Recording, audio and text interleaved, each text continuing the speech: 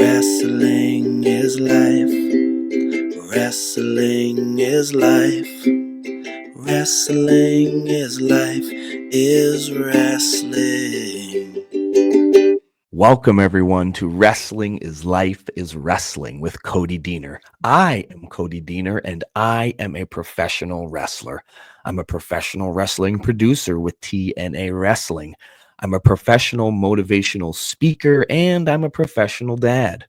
I'm a father of 4 awesome kids and a husband to 1 beautiful, amazing wife. And this is my podcast. This is a show where we explore how wrestling imitates life and life imitates wrestling, and all the lessons that we can learn in between.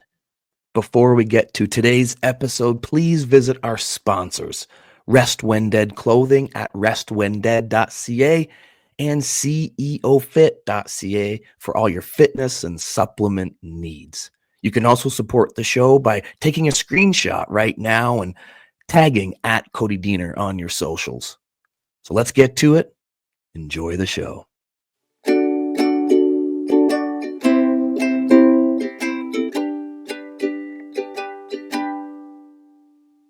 Anticipation is key. I am back for another episode with my friend Tyler Tirva. If you want to listen to him in the past archives, you can. We sat down, we talked about his career and his journey in professional wrestling. And back in the archives, we also talked about this amazing theme, the pop at the finish matters most. And today we are talking about how anticipation is key. Here's where I want to start. I'm going to start with something that got mentioned the last time we talked, where we were talking about building a finish in a wrestling match. And you were talking about hitting a finish out of nowhere and how that can create a big pop. But there's an other type of finish to a match where you can build to that finish through anticipation. And there's a lot of different ways of doing this. But maybe I'll start here and we'll see where this causes your mind to go. I've had this conversation so many times with young people, and I don't even remember where I learned this lesson.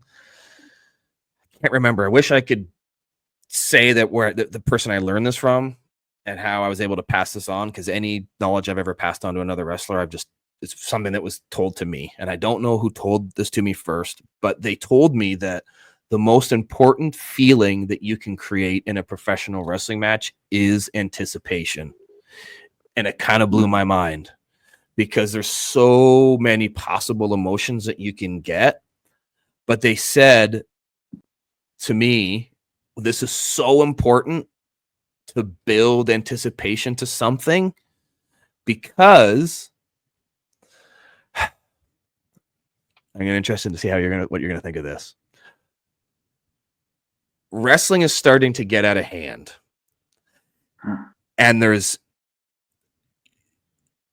people doing very dangerous things, and they're doing things that, how do we even get any higher than this in terms of the boom, the moment of the thing? But what's more important to build in wrestling is the anticipation to the thing. And if you can build the anticipation to the thing, it actually doesn't matter what the thing is. They will react because that's what I wanted. I was anticipating this, and then bang, you gave that thing to me, and it doesn't matter what that thing is. That's more important than just the thing itself. I'm kind of talking in generalities here, but you're smiling because I know you know what I mean, and you're also probably thinking something as I'm talking. So I got to give it to you because I haven't even let my guest talk yet. So take it away. What are you thinking as I say this? You know, because when we wrestle, it's the anticipation to the first punch. Yes. Which then we start to get into the anticipation of the DDT. Right. And then we also tease the anticipation of, what does Tyler Tirva do?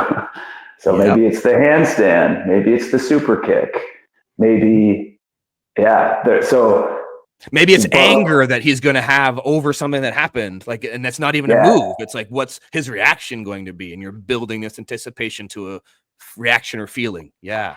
Right. So like, I completely agree, because like we've had matches where they've anticipated it because we started the show by, I come out with a promo and I'm telling you 250 reasons why I'm the coolest person you've ever met. Yep. And then I start running you down and shit talking Cody Deaner, and then you come down, slide in the ring, and I cower away, but we didn't touch. Yeah. Or you duck a punch, and now we're fighting back, punching back and forth, boom, boom, boom. You hook me in the DDT, and I slide out of that ring, and you're saying, "Oh, I just got you." But because you didn't get me in that segment, we've now set the table for the anticipation of, oh, now they've got to wait through that entire show just to see Tyler Tirva versus Cody Deaner. So the anticipation when you're building to like a main event, you got to set the table before somewhere, even before that match is like, we've come through the curtain. Like, so the anticipation really, and that's if we're telling that's if we're wanting to give anticipation tonight for the show. Because anticipation can actually come. It could have came going into that promo that we started with, but that anticipation could have been there from the fans from the previous show. Ideally, it would be, because that's the business we're in. Yes, ideally, yes, yeah. Absolutely. Yeah, so like anticipation has so many layers, but like you're saying how nowadays, everything's getting so reckless, everything's getting so crazy, and it's because nowadays people don't have talent. They don't have talent for the art of wrestling, so they have to build to this one move that people don't actually care about, that they're not going home to talk about, and that's why it's becoming to get more and more reckless, like you said, because they don't know how to build anticipation. But if I could just use the art of wrestling to draw you in to want to see the fans eventually get my face punched in, well, then you only have to punch me in the face. But if both people have a lack of a skill set, which the majority do from an artistic standpoint, then they have to do these moves because they have nothing else. So I've had this conversation with guys. So this lack of talent, and sometimes it's lack of talent. If you've been doing this a long time and you haven't figured this out, then it's lack of talent. Other times it's just young guys that just haven't been told yet, or told in a way that they can understand. And it's like, I often ask, like, what are you guys building towards? Like, what are you doing? And they can't answer it. They're just doing stuff because they're like, oh, I think if I pick this guy up high enough and slam him down hard enough, it makes a noise and it's going to make the crowd go, oh, and that's all they know. And so then it becomes a conversation really about anticipation. It's like, what are you building? What are you building? And you better be building towards them anticipating something, like, because that's what we're doing, right? We're building towards something, and the anticipation is the thing. Like, what are you trying to give them? And then that makes them think. And then I've had this conversation a lot recently, in that what the essence, really, when you bear it down, like the essence of a babyface and the essence of a heel. And the essence of a babyface is you're working to pay something off, period. And then the heel is you taking that away, period. And really, that's all about anticipation. The babyface is, I'm building towards giving them something, and there's going to be a payoff. I'm going to give them what they want. And the heel's like, he's a bad guy, so he's like, nope, I'm not giving you what you want. And all of that is built through anticipation, and that can be done a million different ways. But that's the essence of what it is that we're doing if you simplify it. And there's so many guys that don't understand that, and I don't even know how long it took me to even understand that. In the business. It might be because we came up where guys would just take stuff away, though. Like, nowadays, guys don't take anything away from the other guy. So maybe that's why there's no heels, because you hear that a lot. Like, there's there's no heels anymore, right? No one knows how to be a real heel. And it's like, because we're not, maybe that's part of the problem. It's not just the fact that they want to be cool. It's because they don't actually know how to take things away. Right. Like if you're putting me up for a power bomb, well, I'm going to land on my feet because I am taking that away from you because I do not want to take a power bomb. Hell yeah. Right. But if they're like, it's a body slam for me. Bomb, it's a body slam for me. I'll take 250 hip tosses before one body slam. Yeah. Yep. But like I feel like guys they're not taking things away. So then there's like no, like you said, then there's no start to a heat. Like there's no reason for you to hate me because I didn't take the move away that you want to see from that guy. Yep. Like it's how do you use this idea of building anticipation? I want to say to your advantage, but maybe that's too narrow-minded. I want to say, how do you use this to your advantage in life? Or how do you even just use this lesson in your day-to-day to help you be more successful in whatever it is that you do?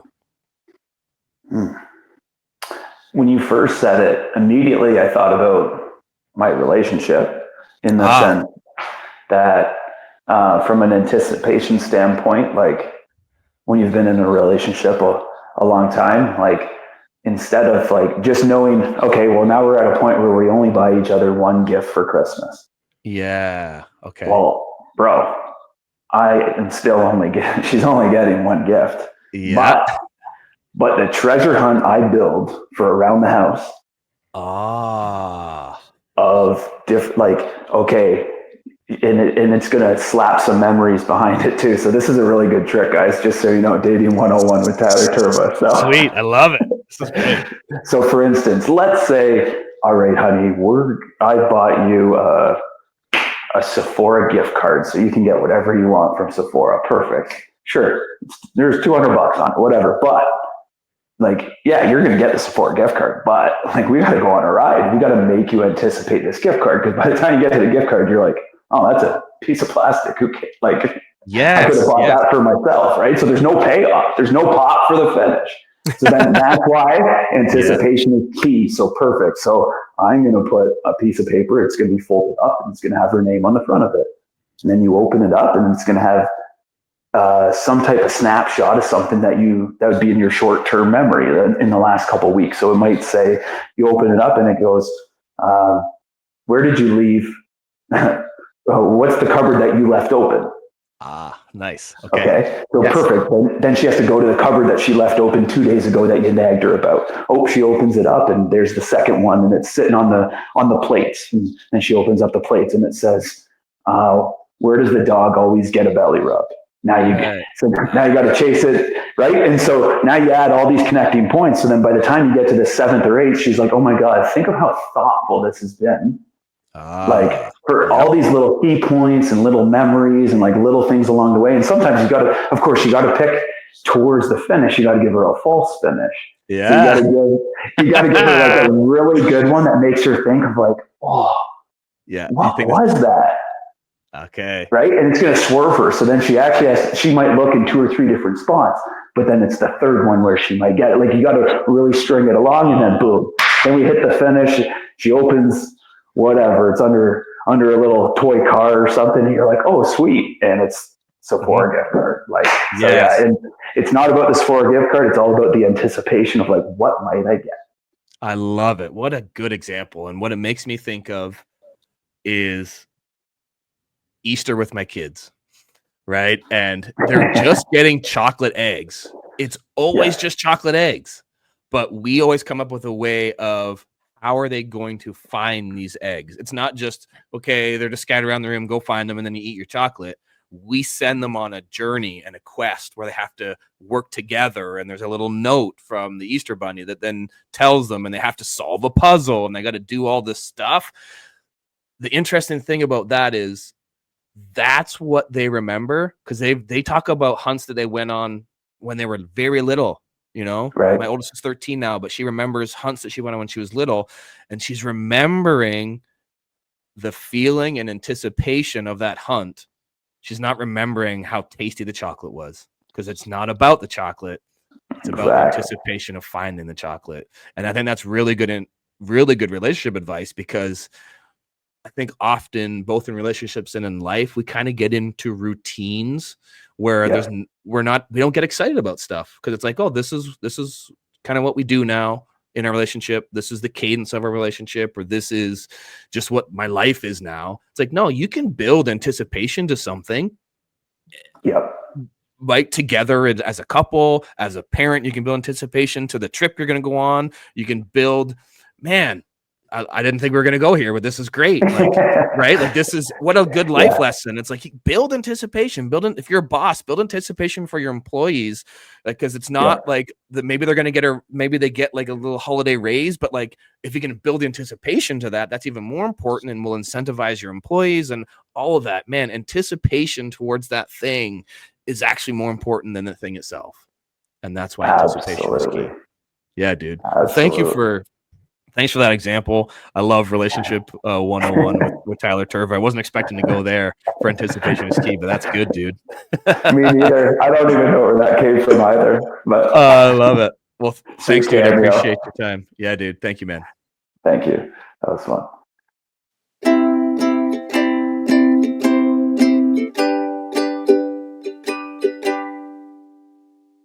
That's going to do it for another episode of Wrestling is Life is Wrestling. Until next time, guys, please visit our sponsors, Rest When Dead Clothing at restwhendead.ca, as well as ceofit.ca for all your fitness and fitness supplement needs. Don't forget to take a screenshot of today's episode and tag me at Cody Deaner.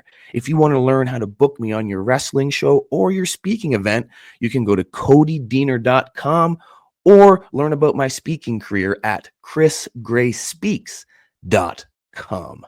Until next time, guys, don't forget that wrestling is life, is wrestling.